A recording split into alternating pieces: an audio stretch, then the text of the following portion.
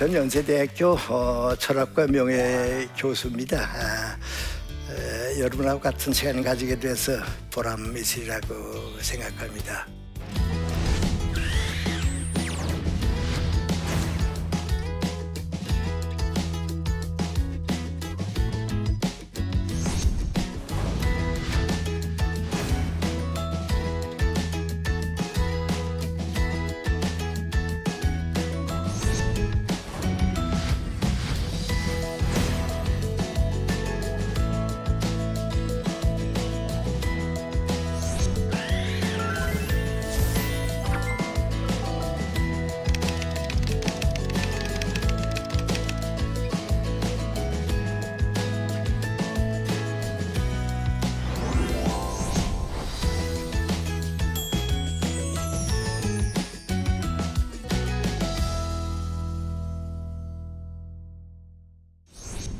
무엇을 위해 살 것인가 하는 그런 인생의 목적입니다. 그리고 어떻게 살 것인가 하는 것은 사는 방법입니다. 근데 그걸 찾다가 공자님의 교훈을 듣고서 공자님 같이 살아야겠다 하는 사람을 우리가 이제 유학을 따라가는 사람이 되고요. 석가님한테 가서 그 뜻을 배워온 사람은 불교를 믿는 사람이다, 그렇게 얘기합니다. 그럼 이제 우리 크리스찬이 된다 하는 것은 무엇을 말하는가, 인생의 목적이 무엇인가 하는 생각을 하고 인생을 살아가는 동안에 많은 선택이 있고 사는 방법이 있는데 어떻게 살아야 하는가 하는 문제를 생각하다가 예수님의 말씀을 듣고 깨닫고 배우고 나니까 나도 그렇게 살아야겠다, 그 선택을 하고 결정하고 그렇게 사는 사람, 그런 사람이 크리스찬이 되는 겁니다. 근데 나는 이제 크리스찬이고 그러니까 내 친구들이 이제 나보고 얘기합니다. 김새는 어떻게 그 신앙까지 가지게 됐냐, 이제 그러거든요. 한마디로 말하면 믿음의 시작이 어떻게 됐는가 하는 건데요. 전 조금 특이했다고 할까요? 좀 다른 점이 있었는데요. 내가 어렸을 때 건강이 너무 나빠서 우리 부모님이나 의사도 다 포기했어요. 그리고 나도 또 몇 번 이제 그 죽음이 이런 것이었구나 하는 걸 경험을 할 정도로 이제 건강이 나빴으니까요. 우리 어머님이 어렸을 때 나보고 너 20살까지 사는 것만 봤으면 좋겠다고 그랬었거든요. 근데 이제 14살에 초등학교를 졸업했는데 그때 꿈은 중학교 가는 겁니다. 그래서 중학교 가고 싶은 욕심, 또 죽고 싶지 않은 그 갈망 같은 거, 이제 어린 마음에 사무쳐 와서요. 그래서 그래도 아버님도 교회는 다니셨으니까요. 내가 하나님한테 매달려 보는 길밖에 없겠다.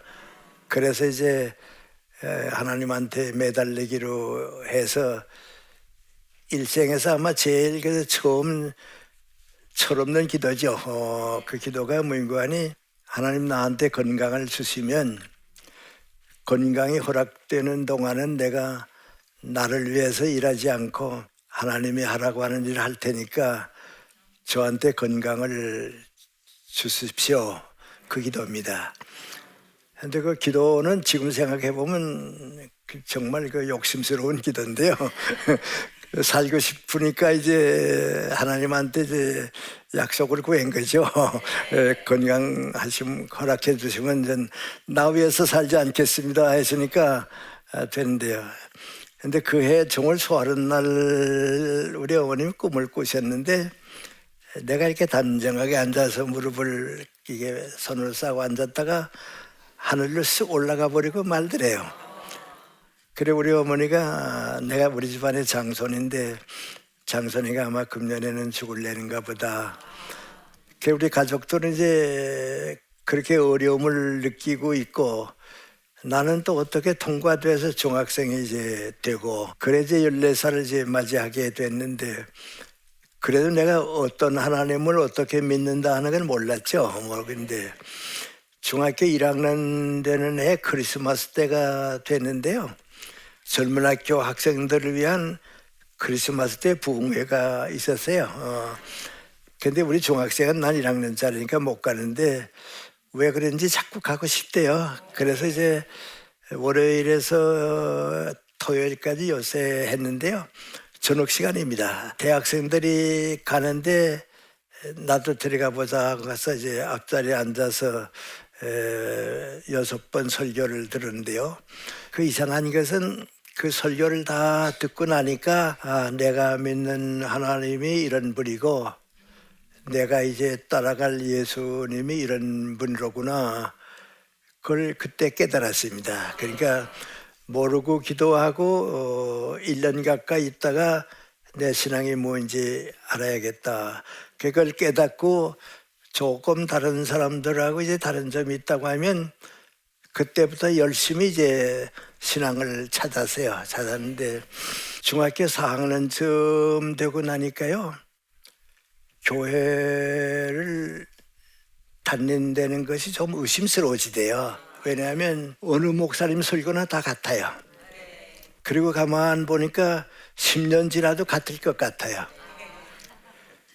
근데 나는 그 부흥회를 끝내고 나면서 내 신앙을 높이 키우고 싶었고 키워야 되는 걸로 아는데 목사님들 설교 가지고는 안 되겠다. 그래서 좀 열심히 신학책도 있고요. 성경도 다시 읽어보고요. 또 기독교 사상가의 책도 읽어보고요. 소설 가운데 나오는 이제 신학문제 출版책도 읽어보고요. 그러니까 신앙은 이게 우리 목사님들 설교나 그걸로 끝나는 게 아니고 훨씬 높은 데 있다 말이죠. 민족과 더불어 있고 역사와 더불어 있고 예수님의 말씀은 교회가 생각하는 것 같은 건 가벼운 게 아니었단 말이죠. 그래서 그 다음부터 이제 신학을 지금까지 키워온 거죠. 그러니까 이제 일찍부터 예수님을 떠날 수가 없었죠. 그리고 지금도 이제 나이 많지만은 예수님한테 받은 사랑을 이제 나누어줘야 하니까요. 내 친구들보다 내가 더 오래 사는데요. 하나님께서 일 많이 하시라고 오래 살게 하는 걸로 알고 있어요.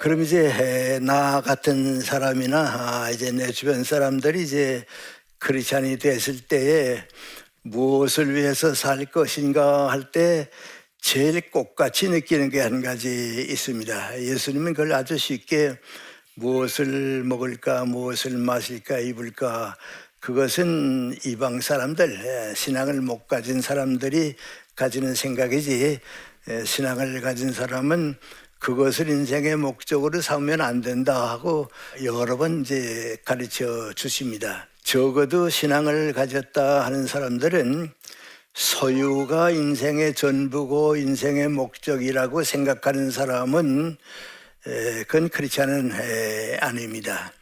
근데 사실 살고 보면 돈이라든지 경제 문제는 반드시 필요합니다. 그거 없으면 안 됩니다. 그런데 예수님은 그걸 어떻게 가르쳐 주시는가 하면 그것이 소중하기는 하지만은 인생의 목적은 아니다. 인생의 전부도 아니다. 더 좋은 인생을 위해서, 더 좋은 삶을 위해서 필요한 가치고 조건이지 목적은 아니다. 그건 확실해야 합니다. 또 요새 우리 정치에 대한 관심도 많이 가지는데 권력이 목적이어서 사는 것은 크리스찬은 아닙니다. 근데 우리 주변에 지금 정치적인 변화가 많이 생기는데요. 러시아의 경우라든지 중국의 경우를 이렇게 쭉 보게 되면 권력을 가지는 것이 정치가의 목적인 것으로 착각하는 사람들이 정치를 하게 되면 역사가 불행해지고 사회가 병들게 되는 겁니다. 그래서 예수님께서는 권력이라고 하는 건 무엇인가 할 때 섬기기 위한 위치다. 네. 하나님께서 너에게 맡겨진 그 책임은 국민을 위하고 백성을 위하고 더 많은 사람이 인간답게 살기 위해서 정치를 해주는 것이다. 그것이 섬기는 것이지, 그 권력을 내가 소유하겠다 할 때는 그건 아주 기독교인으로서는 역행하는 겁니다. 그럼 이제 우리가 택해야 하는 게 무엇인가 하는 생각을 하는데, 예수님께서 당신을 사람의 아들이다 하고 말씀하신 게 우리가 너무 가볍게 생각하는데요. 예수님은 한평생을 사시는 동안에 가장 인간다운 인간입니다. 그러니까 그리스도가 된 겁니다. 그런데 우리는 그 가장 인간다운 인간이 돼야겠다고 하는 노력을 미안합니다, 너무 많이 안 합니다. 나는 철학계통의 교수로 있기 때문에 내 친구들 많이 보는데 인간다운 인간이 되기 위해서 정말 노력합니다. 그런데 차라리 교회 와 보게 되면 인생을 아주 쉽게 삽니다. 고민도 없고요. 그저 와서 행복하고 즐겁고 하나님 감사합니다 하면 되는데, 나는 그런 사람들은 이제 그 마음에 그릇이 적기 때문에 하나님께서 주신 은혜를 받아도 그거만큼밖에 못 받습니다. 그 대신 인간다운 인간으로 고민하는 사람은 그릇이 크기 때문에 하나님의 축복을 받게 되면 몇십 배, 몇백 배 큰 복을 받게 되고 이제 그렇습니다. 그런데 중세기는 이제 기독교 세계입니다. 여러분 아시지만 이제 천주교가 전 유럽을 다 정신적으로 이끌어가던 때 아니에요. 그때 거기에 많은 신부님들도 있고 주교님들도 있고 기독교 신자들이 가득한 사회인데 거짓이 많게 돼요. 성실하지 못하게 돼요. 인간다운 인간은 다 잃어버렸거든요. 신부님들도 그랬고요. 어떤 때는 교황도 그랬으니까요. 그래서 이제 그 기독교 사회 속에서 나온 속담의 격언이 하나 있어요. 그건 뭔가 하니, 성실한 사람은 악마도 유혹하지 못하고 성실한 사람은 하나님도 버리지 못한다고. 그게 우리 기독교 사회에서 나온 겁니다. 나는 오늘 우리 교인이 많이 있고요. 어디 가든지 예배당 있고 성당 있고 그런데요. 우리에게도 그게 필요한 것 같아요. 성실한 사람은 악마가 유혹을 못합니다. 왜냐하면 유혹하기에는 인간이 너무 인간답거든요. 또 성실한 사람을 하나님이 버리시게 되면요, 인간이 어떻게 됩니까? 성실한 사람이 버림받으면 누가 종교를 믿겠습니까? 그만큼 성실한 게 이제 귀합니다. 그런데 문제는 어디에 있는 거 하니, 그 성실을 가게 되면 내가 나를 믿게 됩니다. 정직하기 위해서, 노력하기 위해서 내가 나를 믿을 수밖에는 없습니다. 그럼 거기에는 기독교 신앙은 생기지 않습니다. 왜냐하면 내가 나를 믿게 되면 다른 사람을 믿지 못하게 되고요. 그 다음에 이제 문구안이 영원한 것을 믿지 못합니다. 인간을 이제 믿게 됩니다. 그래서 우리 기독교 신앙이 아주 솔직히 말하면 인간 예수가 하나님의 구세주인 그리스도가 되는 걸 믿는 것이 신앙이거든요. 그러니까 인간다운 인간은 성실한 인간입니다. 나도 한 철학을 공부하는 사람으로서 성실을 믿어왔다고. 그런데 내가 나를 믿고 보니까 한계가 오더라고 말이죠. 내가 나를 믿으려고 하니까 내가 또 뭘 믿어야 내가 나를 완전히 되니까. 그래서 성실한 마음을 가지고 쭉 살다가 신앙의 문을 두드리게 될 때에는 경건한 마음이 생기더라. 내가 나 자신이 부족하다는 걸 자꾸 깨닫게 되더라 말이죠. 그리고 마지막 가서는 민구하니, 시간 속에 사는 우리 인간이 어떤 영혼에 동참하려고 하니까 내가 한계가 있고 불가능한 걸 알게 되더라. 그래서 경건하게 되니까 신앙을 찾게 됩니다. 마치 예를 들어 말하면 이제 산에 조용한 호수가 있는데요. 파도가 치고 이제 물결이 칠 때는 달 그림자나 별 그림자가 보이지 않습니다. 그러나 조용해지게 되면 달 그림자, 별 그림자가 이제 거기에 내려오게 됩니다.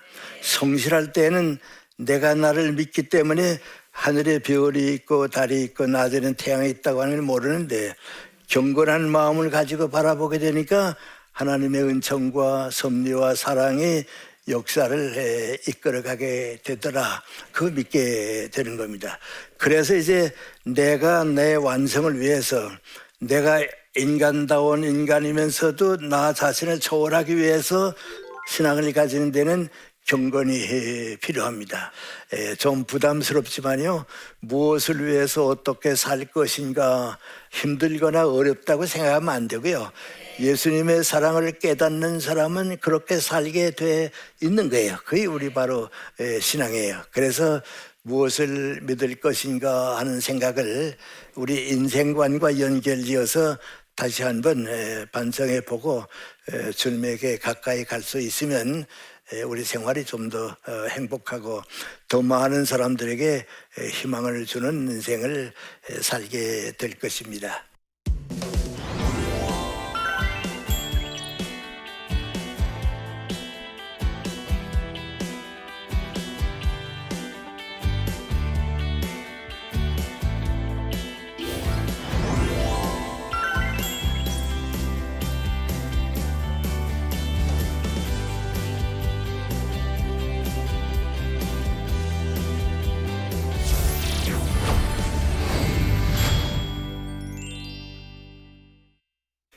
저한테 질문이 있는데요. 결혼 후에 남편을 따라서 교회 다니는 주부입니다. 저는 교회에 가서 말씀을 들어도 도무지 믿어지지가 않습니다.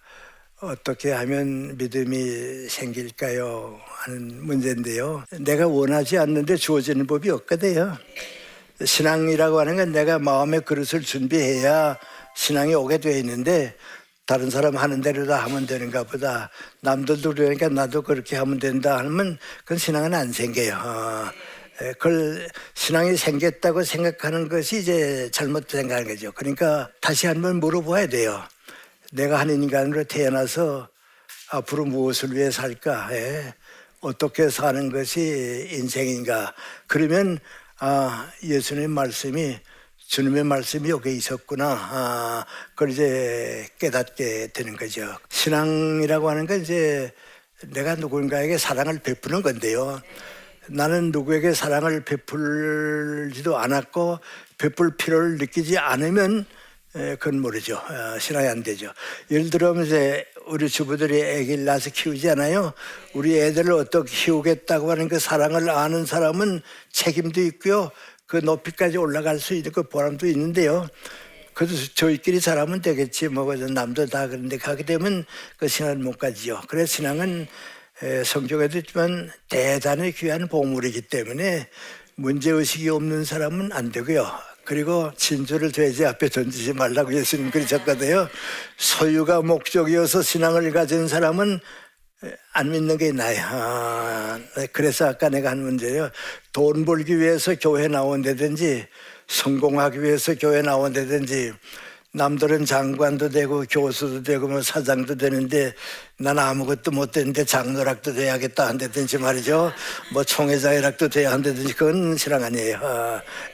그건 우리가 생각하면 잘못이죠. 그런 점에서 보면 그 책임은 교회 책임이 아니고 내 책임이고요. 그리고 내가 이렇게 쭉 살아보게 되면요, 어떤 사람이 가장 이제 행복하게 살았는가 하고 물어보았을 때 나오는 게 민구안이 고맙습니다, 감사합니다, 정말 고맙습니다 말이죠. 그 고맙고 감사하다는 뜻을 가장 많이 받아 들은 사람이에요. 근데 이제 나머지 한 가지 더 중요한 거 있는데요. 그건 민구안이, 신앙을 가졌다 하는 사람은 예수님께서 나를 사랑해 주신 그 사랑을 다른 사람에게 얼마나 많이 베푸는가, 그 책임을 안 지면 안 돼요. 근데 우리 교회에 나오시는 분들은 그런 문제를 너무 이게 소홀히 하고 그저 습관적으로 나가고 그런데요. 다시 한번 물어봐야 합니다. 과연 예수님께서 나한테 가르쳐 주신 교훈이 내 인생관과 가치관이 돼 있는가 하고 물어봐야 합니다. 좋은 시간 함께 가져서 고맙습니다. 감사합니다.